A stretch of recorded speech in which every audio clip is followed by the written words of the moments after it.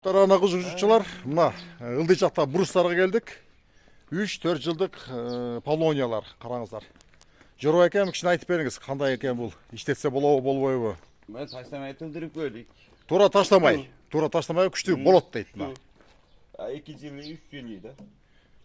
Ушуларга 3 жыл болупту, караңыздар мына. 3 жыл. 3 жылда терек мынчалык чоңойбойт. Анан ортосу тешик болот экен, андай экен, мындай экен, караңыздар мына. Тешиги болот да. Өтө чоң эмес, кичинекей. Бул чоңойгон сайын кичинелип жок болуп кетет деп атат. Мына көрүңүздөр, кичинелип калыптыр. Ушул тешиги бар, ошол үчүн тез өсөт бул. Башка жыгачтардай болбой. Шылса иштетсек болот, караңыздар. Мен туура таштамайга айта албайм деп жүргөм. Акасы болот экен, мына караңыздар, полностью. Туура таштамайга, мына Жоройга жыгач уста өзгөндүк болот. Иштетем санасыны. Мына үйгө полностью иштетесиз, мына. Полный иштетем значит. Эки этаж жакшынака үй чыгыптыр болжокта. Кайтсыга, таштамайга полный иштетилет. Кимде ким ишенбесеңиздер, мен контактный телефондорун ушу эме интернет булактарына жазып атам, ошо эмеге.